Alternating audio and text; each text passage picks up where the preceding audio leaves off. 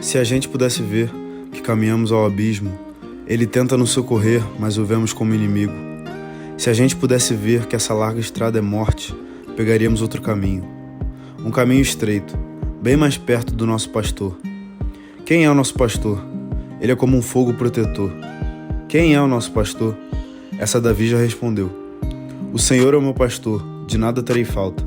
Em verdes pastagens me faz repousar e me conduz a águas tranquilas. Restaura-me o vigor, guia-me nas veredas da justiça por amor do seu nome. Mesmo quando eu andar por um vale de trevas e morte, não temerei perigo algum, pois tu estás comigo. A tua vara e o teu cajado me protegem. Esse é o nosso pastor, intenso, presente, fogo consumidor. Fogo que purifica, fogo da disciplina, fogo que protege, me protege do mundo, mas principalmente me protege de mim.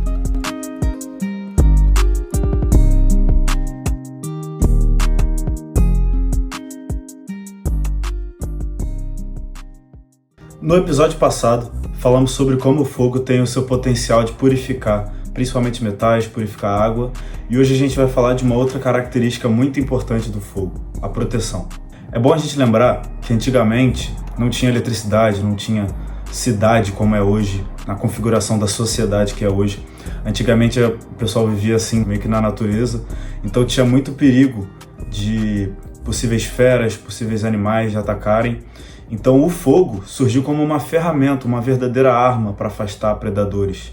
Então o fogo, além de iluminar, de poder purificar, de cozinhar os alimentos, o fogo veio como uma grande arma protetora. Então quando algum animal perigoso se aproximava, os seres humanos antigos, podiam vir com fogo e lutar contra eles de uma forma mais justa, de uma forma mais capaz, com mais chances para o ser humano.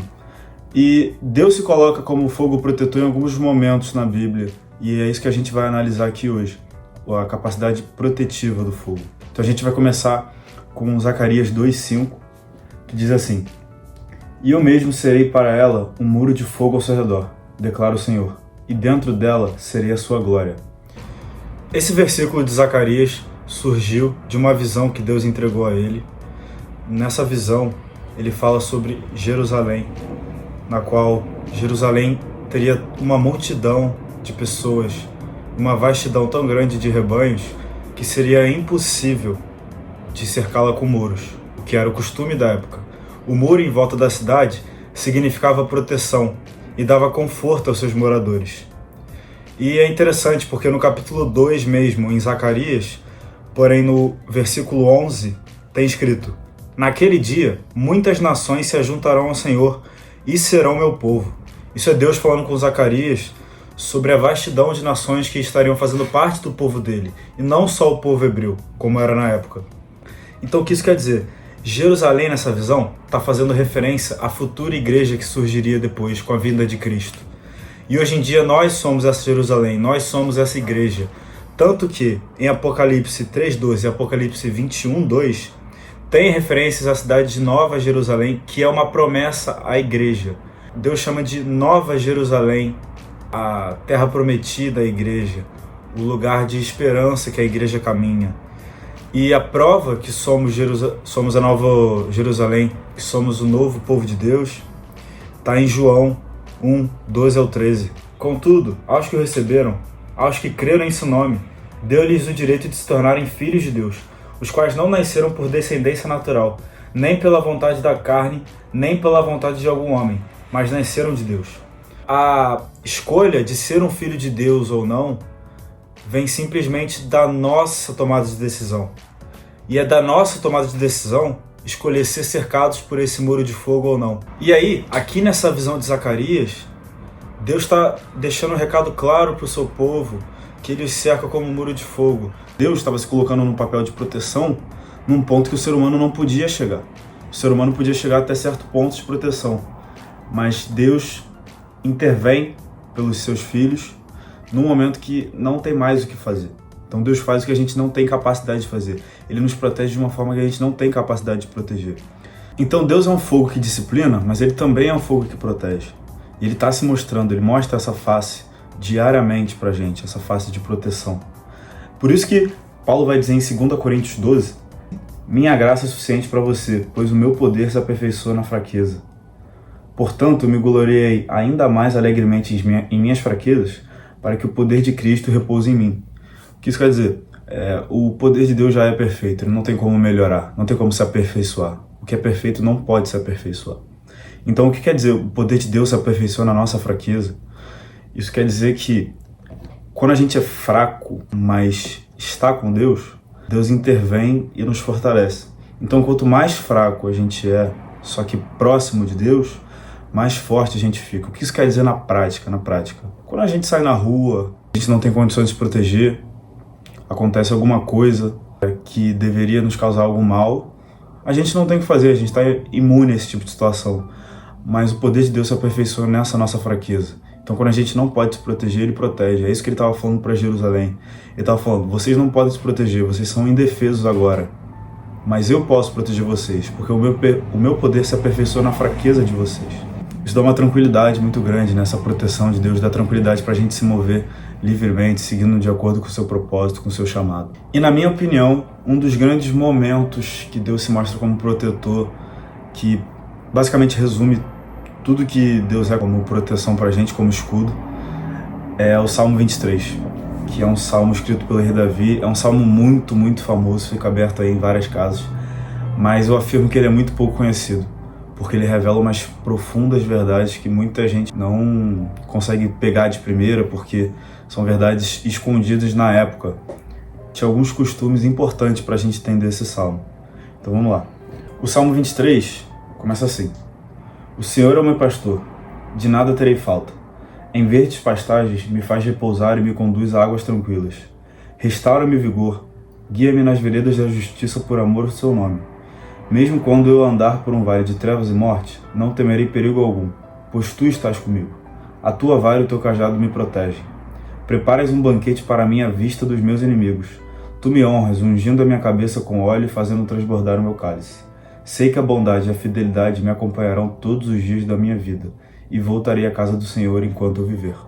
Mas o meu foco principal aqui no Salmo 23, hoje, para falar sobre proteção, se encontra no versículo 4, que diz: Mesmo quando eu andar por um vale de trevas e morte, não temerei perigo algum, pois tu estás comigo. A tua vara e o teu cajado me protegem.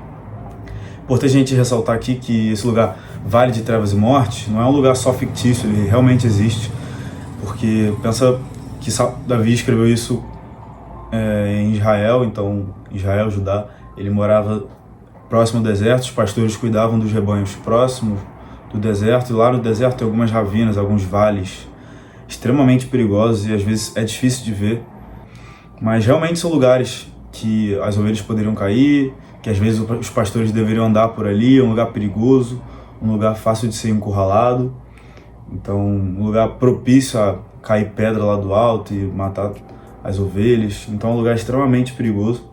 E geralmente os pastores evitavam andar por esses lugares, mas às vezes acontecia de uma ovelha fugir ou algo assim. E aí, por isso Davi fala, né? Mesmo que eu ande por um vale de trevas e morte, eu não temerei perigo algum, porque tu estás comigo. E aí vem uma segunda parte do versículo que é primordial: a tua vara e o teu cajado me protegem. Vamos entender o que isso quer dizer. Primeiro, os pastores usavam esse objeto aqui como cajado, como vara, e é meio que um objeto 2 em 1, né? Essa parte de baixo aqui eles usavam como vara, e essa aqui como cajado de fato. E então a gente vai começar falando sobre a vara protetora, porque ele fala de duas partes: a tua vara e o teu cajado me protegem. Então a gente vai começar falando da vara protetora. Bom, com essa parte aqui, essa parte mais reta, era comum os pastores usarem para bater em possíveis predadores, lobos, hienas, cobras. Eles batiam para expulsar, para afastar os predadores, mas tem uma outra função muito importante dessa vara protetora. Além de proteger as ovelhas do perigo externo, a vara protegia as ovelhas de si mesma. Eu vou explicar isso. Bom, quando uma ovelha fugia, antigamente, o pastor ia lá resgatar ela, e quando voltava, ele usava essa vara aqui para quebrar uma das patinhas dela, porque é a única forma dela aprender que ela não pode fugir, senão ela vai morrer. E parece muito cruel, mas é realmente a única forma dela aprender que ela não pode fugir. E o pastor não está sendo possessivo apenas, ele está protegendo realmente a ovelha, porque ela não vai conseguir sobreviver do lado de fora do seu rebanho, porque ela não tem capacidade para isso, ela não desenvolveu uma capacidade para habitar sozinha por aí.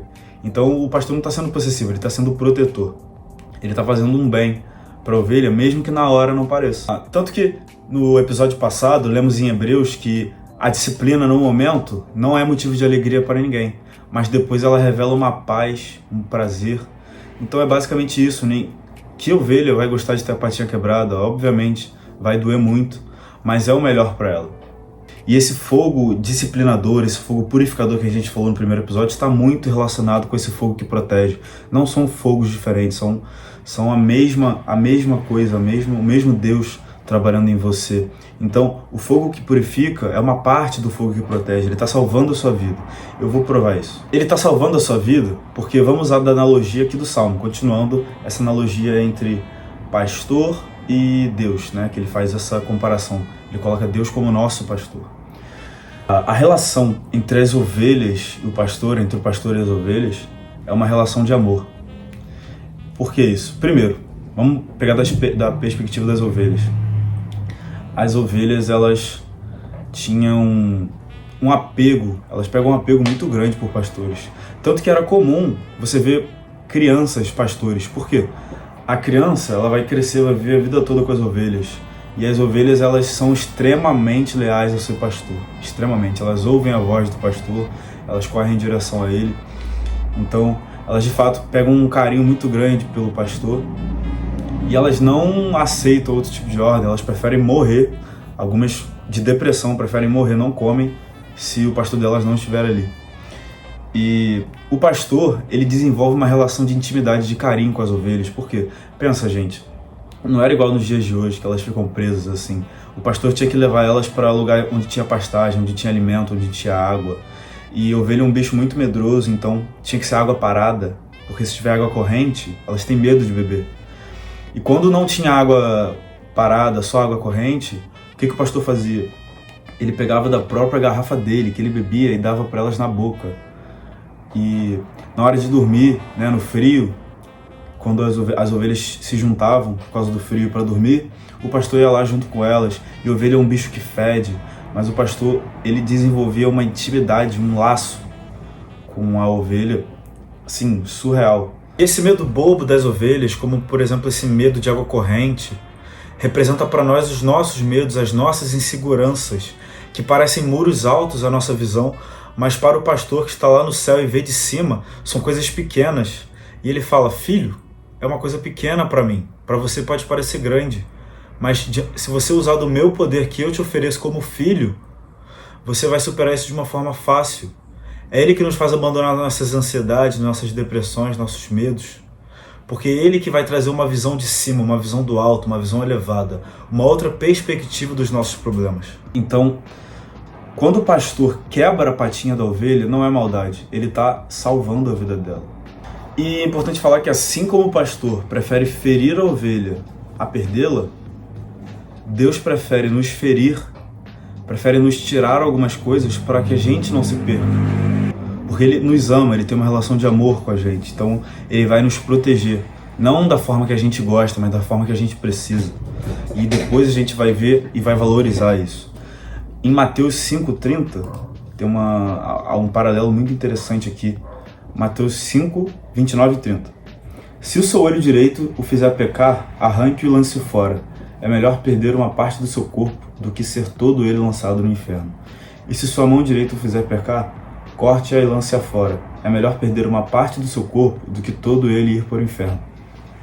Jesus está falando aqui que é melhor a gente perder uma parte do corpo do que ir todo lançado para o inferno.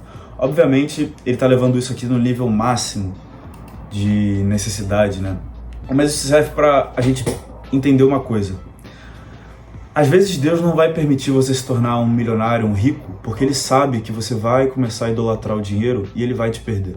Então Deus prefere tirar algo que você queira muito, prefere te ferir do que te perder para o mundo. E a gente tem que entender, vamos olhar da perspectiva dessa comparação, belíssima comparação, nós como ovelha e Deus como pastor. O pastor é mais alto, gente. A ovelha está aqui embaixo. O pastor, ele consegue ver mais à frente. O pastor, ele consegue ver o buraco que tem na frente, o buraco que a ovelha está caminhando e mudar a ovelha de caminho. Então, enquanto a gente, ovelha, está enxergando aqui de baixo, indo saltitante em direção ao abismo, o pastor está vendo lá de cima o buraco que você está indo se jogar. Então, por isso que quando ele está te parando, te segurando, te trazendo de volta, ele está te protegendo. Não significa que são coisas ruins. A gente precisa saber discernir as portas fechadas que são de Deus e as portas fechadas que não são.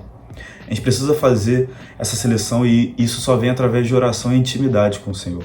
Por isso é importante a gente estar no local de intimidade com o Senhor, profundidade, para entender que caminho deveremos seguir. Porque Ele é o pastor, Ele está vendo lá de cima, Ele está vendo qual perigo tem na frente, sabe? Em Romanos, Paulo fala que todas as coisas cooperam para o bem daqueles que amam a Deus e seguem segundo o seu propósito. Você acha que parecia que estava tudo cooperando bem quando Jesus estava indo em direção à cruz? Parecia que tudo estava cooperando bem quando Pedro estava sendo morto, crucificado de cabeça para baixo. Você acha que parecia que estava cooperando para o bem dos justos? Não parecia, mas Deus está vendo a frente. Deus está vendo o caminho que tem depois. Então confia nisso, confia nesse fogo protetor, nesse fogo purificador. Então a gente falou nessa primeira parte da vara protetora, dessa parte aqui, da parte que serve para bater, assim serve para proteger dos perigos externos, dos predadores, e serve para proteger do perigo interno, da sua mente querendo ir para lugares que você vai se perder, que você vai morrer. E a segunda parte fala, o cajado que me protege, que é essa outra parte, nessa voltinha aqui. E é interessante porque isso sinaliza um lugar de proteção, no sentido que o pastor vai buscar a ovelha em lugares de difícil acesso e com essa voltinha, carinhosamente ele encaixa ela nessa voltinha e puxa ela. Ele tira ela de lugares de difícil acesso. O que isso quer dizer na prática na nossa relação com Deus? Ele é quem tira a gente de lugares sem saída. Continua confiando no seu pastor que ele vai te buscar, continua intercedendo. Porque, vou dar um exemplo bíblico. Quando os hebreus estavam fugindo do Egito, fugindo da escravidão, eles podiam pegar um caminho desviando do mar. Mas Deus os guiou através do Mar Vermelho. E lá eles ficaram encurralados, entre o mar e entre os egípcios. Então eles ficaram meio que sem ter o que fazer. E aí o povo começa a reclamar, Moisés clama ao Senhor, e ele fala, por que está clamando a mim? Diga ao povo que marche. Ou seja, ele é que tira de lugares sem saída. Deus abriu o mar para o povo passar. Foi Deus pegando essa voltinha do pastor e puxando a sua ovelha do perigo, trazendo de volta para perto. Ele é quem tira dos lugares sem saída. Então, Deus vai puxar você desse caminho sem saída que você está no momento certo. Continue orando, continue intercedendo, continue se aproximando dele. E isso contribui para uma coisa muito importante na nossa vida. A gente não é vítima, tá bom? Tudo que acontece na nossa vida tem um motivo e Deus está lá no céu revelando e nos dizendo o que a gente tem que fazer. Às vezes acontecem coisas que a gente não gostaria, mas a gente nunca é vítima, nunca se vitimize. Filhos de Deus não se vitimizam, porque a gente tem uma confiança extrema, uma esperança no Senhor. Esse fogo consumidor, esse fogo que nos infla, esse fogo que protege, que purifica, ele nos dá um ar de confiança para a gente fazer a sua obra, sem vitimismo, sem nos colocar nesse papel que só traz escuridão, que só traz trevas. E esse fogo que nos protege, que nos purifica, é que vai iluminar essa escuridão do vitimismo, ela vai iluminar a nossa identidade. E a gente vai deixar de ser vítima, a gente vai passar a assumir o papel de filho. E é isso que a gente fala no próximo episódio, sobre o fogo que tira essa dor de não saber quem somos, sobre um fogo iluminador.